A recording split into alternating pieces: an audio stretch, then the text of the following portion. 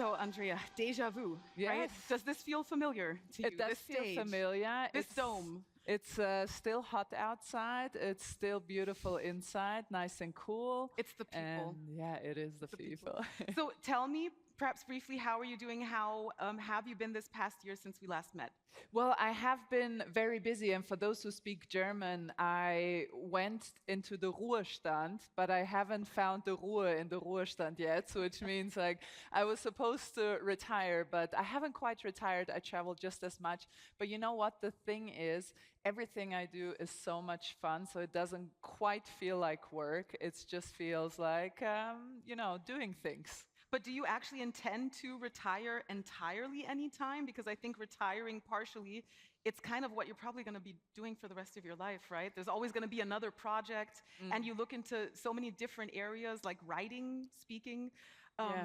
Will you ever retire? And if not, what comes next? I don't think so, but I think I was thinking about what we are going to talk about today, and I think the thing, every single job I ever did always had a end limit inside. When I was a tennis player, when I was an athlete, it was very clear that this is something that ends. It's every athlete that becomes a professional athlete knows that this is an ending thing, and that was the same for me. Now I work for TV. The moment somebody younger and better looking comes along, you might know I'm out. So Yeah, I I think know. well, Know you all know about how that. it is. You know how it is. It's just it goes quickly, or maybe the tastes change. Maybe you're not up to the style and the trend that is right now. And so I think you have to make the most of what you have in the moment. That's one. And you have to try and let go of the fear of changing and the fear of adapting. And I think that's something you really learn in sports and in professional athleticism. So let's get to that right away, because having to adapt, we talk about agility, right? And a lot of Yes. what you have heard here this year was about remaining agile, becoming and remaining agile. So when it comes to being adaptable, which parallels can we see between you perhaps when in your athletic career, within your career, you were injured, you had to come back time and again, you reinvented yourself so many times only in tennis, and then afterwards again in other fields. How can we use your lessons to remain agile in the corporate world, in the enterprises? Oh, I wish I had the magic trick, but you know what? I was talking to somebody who works in the car industry currently, and he told me he's a very high up manager. It was just last week at the Berlin Tennis Open, big tournament, and he told me, 20 years ago, I had to relearn things about technical stuff every 5 to 10 years. That was more or less the changing and transformation of technical stuff. Now, every week, I have to get up to new technical adjustments, new technical innovations, and I'm more or less more occupied with adjusting to new technology rather than building a vision for the future. It made me think about me as a tennis player and about my colleagues as a tennis player. And what is very, very obvious in sports, you have to adapt every single week. Every single week, there is a new 18-year-old who wants to take your crown, who wants to beat you, and who mostly is better than you. They are faster, they are less fearful, they haven't had the experience, they have the exuberance of youth, so they come out there and they want to take your crown and they want to push you off your spot. And that makes you adjust all the time. Every single week, we see it with the best in the world. Every single week, they have a new thing in their repertoire. They learn not only technically, it's mentally, it's physically. Every week is something new. And I think what I wasn't able to do, and I think that's something that we can learn from the GOATs, as they are called in sports, the greatest of all time.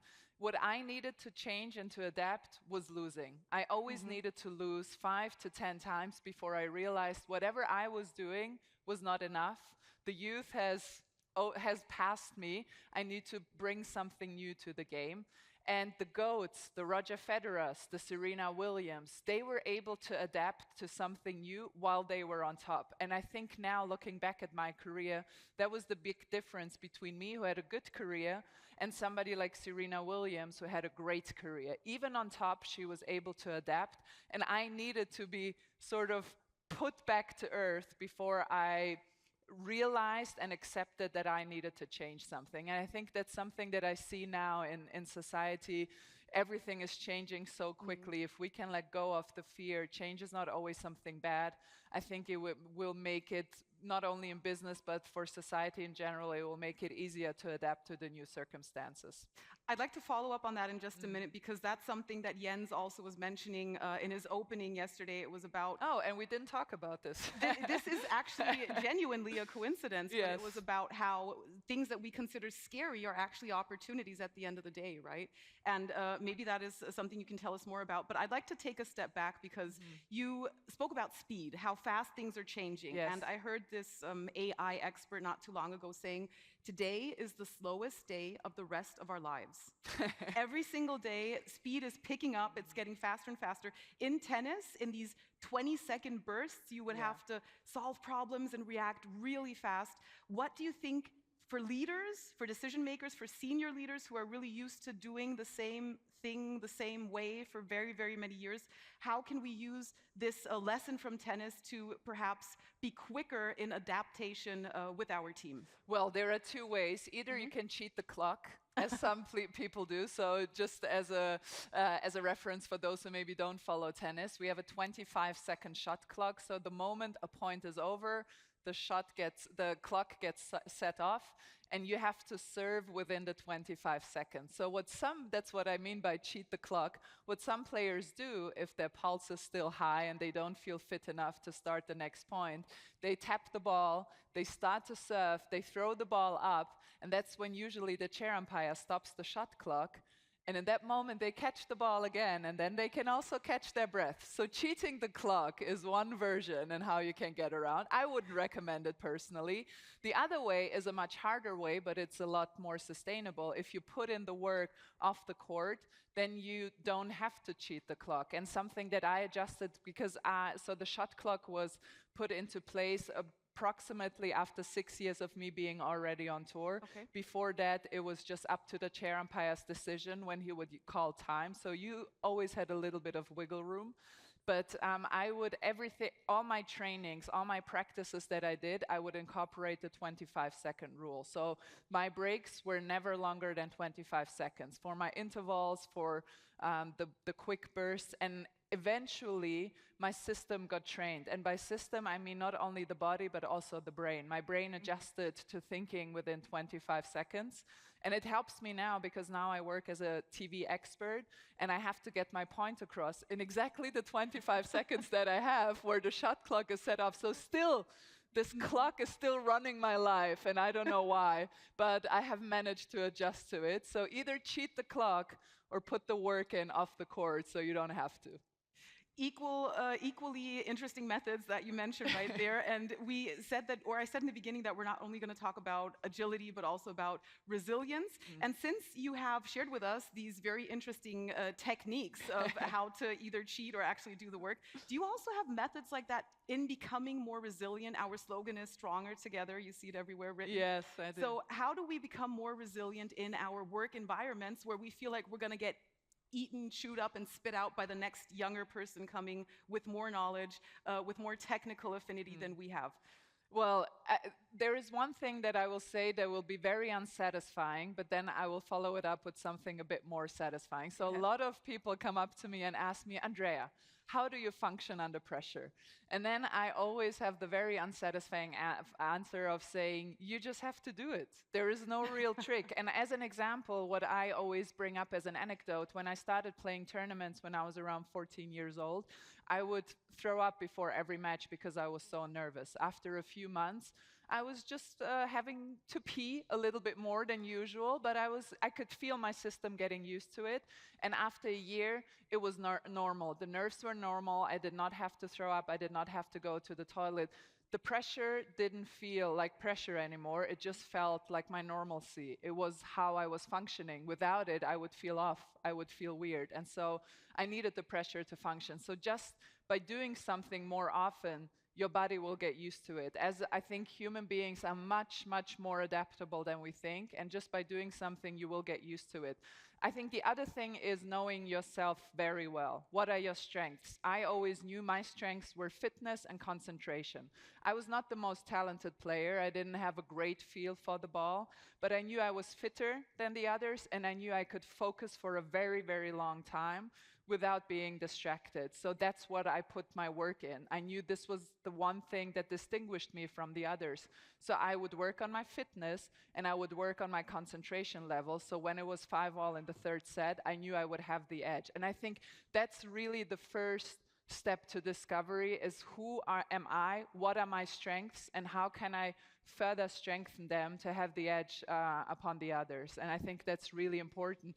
The problem with that is it's not always easy to know who yourself is and be very honest to yourself, right? That's where you need someone to come in and step in from the outside, right? So how do you find someone that you can put that trust in? Let's say you're a control freak or you're used to making a lot of the decisions yourselves without asking anyone about it. How do you find someone that you can put that much trust in? Because of course it's all in your mind. Who do I trust? Who do I not trust? Yes, that's But you need that view from the outside, right? You need your team. Exactly, that's a really good point. So people think tennis, they think of tennis as an individual sport, and it is in a way. On the court, you are alone, you're making your own decisions, and it's a very individual thing. However, we have our teams, we have our coaches, we have our physiotherapists, fitness trainers, and our mental coaches. And I worked with all kinds. I worked with therapists, with life coaches, mental coaches, sports psychologists. I just tried everything out. And that's something I learned from Novak Djokovic, actually, who is the GOAT in tennis.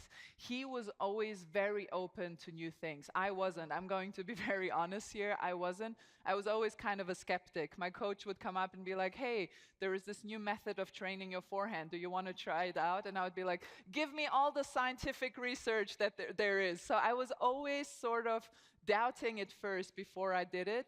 And Novak Djokovic is the complete opposite. He would always try it out, and he would always just attempt it, and if it didn't work for him, he would just switch it up. It wasn't a big deal for him to try things out and maybe not go through with them if they didn't work for him, but he was always ahead of the curve, and I think that's why he has been the best. If you think of Roger Federer, Rafael Nadal, they have more tennis skills, but Novak Djokovic won more titles, he broke more records just because he was always a bit ahead of the curve when it came to training methods, to how to eat, how nutritional things, and I learned that from him. We grew up, we are the same age. We were born in '87. I'm here. He's preparing for Wimbledon, so that's a big difference. But you know, each to each no, their own. But you're here, and I'm here. I mean, who wins? Wimbledon? Who wins? Yeah, who wins, really? So yeah, just saying. Now, when you say, we spoke about losing or failure. If you say that you were not really willing to change methods, you like to stick to things you know, I think we can all relate to that. Isn't it the fear of losing that makes you not want to try different methods, not want to try new things? And how do you get rid of that and see failure actually as an important part of the learning process? Yeah, I think that's exactly it. I think the point that I was trying to make earlier, I needed failure to change. And I think if you want to stay ahead of the curve, if you can change while you're still on top, that does the trick. And I wasn't able to do that. And I don't know if I would have been better if I had been able to do it. But maybe. And I think what helps me now in my second path of life is that I wasn't the best. I think, ironically, if I had won Grand Slams and if I had been #1 in the world, I could have maybe talked about different things here. I could have talked about how to be a champion and how to win Wimbledon, but I wouldn't have known what went wrong. And sometimes you can learn more from things that went wrong, and there were plenty of things that went wrong. And I tried to adapt, and one thing for me that was a really hard transformation, because we were speaking about transformation a lot, is retiring from tennis. I loved being a tennis player. I wanted to continue being a tennis player, but my body didn't allow it anymore. I was 35, that's young for life, but very old for tennis, even though Novak is trying to prove otherwise. But it is very old for tennis, and I had to retire, and I was very afraid of the next step. But I used all the skills I had learned throughout my tennis player's career to land on my feet and continue to work. and continue to thrive in my own little world. It doesn't sound like it, but have you ever had any regrets? Because we're amongst each other, right? We're speaking openly, honestly. Yes. Have you had regrets? I think just that. I think just that I wasn't willing to change earlier. And so it's very normal, I think. And I know, I would say 80 in tennis, I'm just speaking about tennis. That's the world I know best, right? 80% of tennis player functioned like I functioned, which is when you have success, you try to replicate exactly the same thing because you think, oh, that's what brought me success, so I have to replicate the same thing. That's why you hear about athletes, oh, he's superstitious, right? He eats one croissant and half a butter every day. He puts on the right sock, then the left sock. Yes, it's superstition, but it's also the belief that these strategies brought you to success. So you are trying to replicate exactly the same. And the 20% who don't think that way are usually the more successful ones. They don't try to replicate the past, they try to innovate for the future. And that's my regret, that I was never able to switch my mindset in that matter. I was always trying to replicate things in the past, and then you kind of live in the past, right? And you miss when the younger ones come up and pass you, and that's also kind of the natural order of things, but still, you want to hang in there as long as you can. What is the craziest thing or the craziest method you changed or the craziest habit you adapted in order to perhaps up your game and to make sure that you would win and be even more successful? Like you told us about the croissant, or maybe people wear the same socks for every soccer game. And it used to be 30 years ago, it used to be crazy to have a life coach and think that would help you have a better game, right? So today we know better. What is, to you personally, the craziest method you've ever tried out? I think there are three things, and there were three big transformations in the sport while I was still playing it. When I came on tour, which was around 2007, everyone was still carb loading, right? So before matches, you would eat pasta, rice, 5 tons, as much as possible. And that changed midway through my career. People started to eat much more protein-oriented, less carbs, more vegetables, green stuff, green juices came along. So I really switched my entire nutrition midway through. Another thing when I started, and that's why you see the older generation of athletes still sort of limping through. When I started, you would do most of the work on the court. So I would practice 6 hours on the hard course. My joints were not doing great. I was getting injured a lot. And somewhere midway through the career, sports science caught up. And we would do half-half. Half was done in the gym. It was prevention. It was preparatory work, and also the way you cool down after a match. Ice bath became a thing. That was not a thing when I started. So all these methods changed. And then the biggest, and for me, most difficult transformation was when I turned around 30 and my recovery was not as fast anymore. I was always somebody, I just said I needed fitness and concentration were my big strengths. So I always needed to practice a lot to feel good on the court. And when I was 30, I couldn't do that anymore. The more I practiced, the more I got injured. So I needed to really shift my mindset into being somebody that needed only 2 hours a day and still believe in myself. And that wasn't easy for me in the beginning. Do you feel that we need to sort of be careful to have enough downtime? Because we keep on talking about how can we grow, how can we be better and faster and do more. But on the contrary, to function, we need to be rested, right? We don't use work-life balance anymore. I know those are buzzwords we don't use anymore, not even today. But what do you think that downtime is something that we do not appreciate enough in our age? Well, in professional sports, there is an expression: the muscle grows on the couch. Right? The muscle grows on the couch. Yeah, I live by that. Which is the truth. And for those who maybe have read Arnold Schwarzenegger's book, it's very recommendable because he was a bodybuilder. And there are some really interesting things in there. And he said in bodybuilding, what you do, you injure the muscle purposefully, right? You go ahead and you work so hard until the muscle tears. It's micro tears, but it still tears.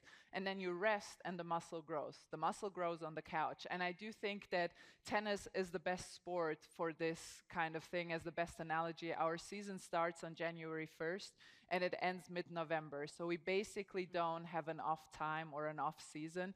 We have to manage our energies. It's not like an Olympic athlete who works 4 years to peak at exactly that week on exactly that day.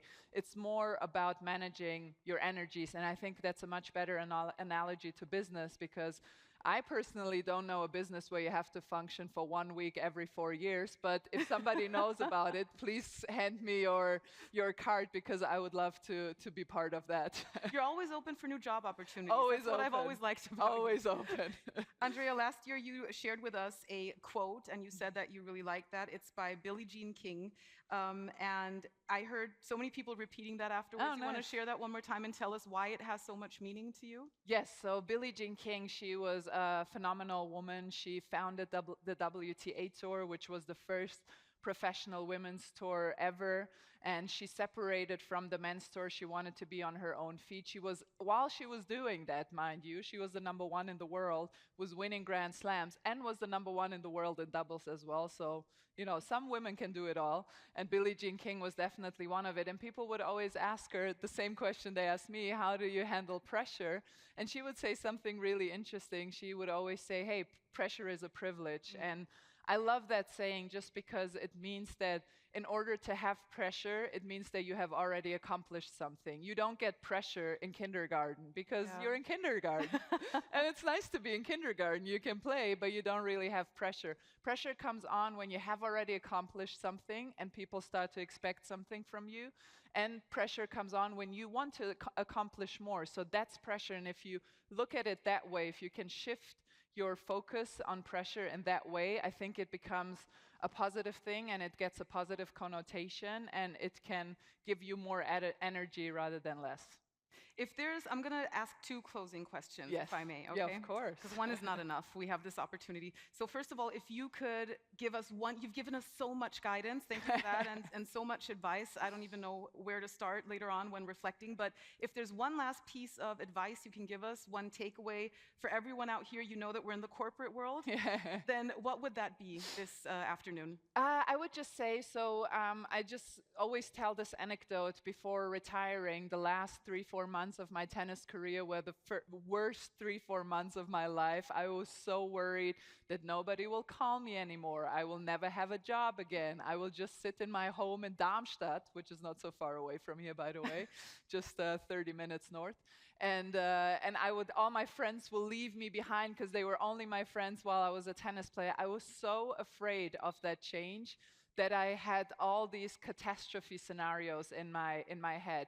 The first day after my last match was the happiest day I ever had. I felt so free, and I felt so free of all the restrictions that lay on a professional athlete, and I hadn't expected that. I thought I was going to wake up depressed, but I woke up the happiest person ever, because all of a sudden the world opened up to me, and the world was my oyster, and I could have been anything. A doctor, a lawyer, maybe not a doctor, but keep your dreams on the floor. But I hadn't expected myself to see it in a whole different way. And I wrote a book about it, actually. It's my second book. It's called Time to Get Out of Here. And a psychologist read that book, and he was conducting a study at the Charité in Berlin. And he came up to me a year later, and he said to me, it's really interesting. When your book came out, we were just doing this study how human beings are much more afraid of transformation, but when transformation happens, they actually become much more open-minded. And that was exactly the effect that I had lived through just a few months before. And they had a study in the show, so it is scientifically proven. It's not something a tennis player made up, but it's scientifically proven over in the Berlin Charité. And I can just tell everybody who is just about to go through a transformation or a change, it might look scary now, but the moment after it's been completed, you will feel like the freest creature on earth. Just to be clear, we're speaking of transformation in general. You're not saying the happiest day of your life was the day you ended tennis to tell us to quit our jobs, right? We want to hold on to our jobs. We want to hold on to our jobs. Okay, but transformation in general is the overall theme. We got it. Now, and the second question being, where do you go from here? Because there is no telling with you. We don't know which direction the wind is going to take you. What comes next for Andrea Petkovic? That's a good question. I don't really know. If anybody knows of that job where you only have to work for a week every 4 years, I would gladly take it. Still looking. Still looking, but so far I'm really happy with what I do. I work in TV, I work as a keynote speaker at times, and last week was the first time I actually worked in an event organization. We organized a tennis tournament in Berlin. It was very successful, and it was a very busy but very fruitful time, so that was great. But I think in general, since that big transformation after retiring from tennis, one method that I always do, I just say yes to everything and then find out later if I liked it or not. I think that works well for me so far. You are a lot more courageous than most of us. I can only speak for myself. So thank you so much for coming. Thank you for having me again. I said this once before on stage. I want to say it to you again. Let's make this a tradition. I love that. We would love to see you back, right? Let's hear it for Andrea Petkovic, ladies and gentlemen. Thank you so much, Andrea. Thank you. Good. See you soon. Thank you.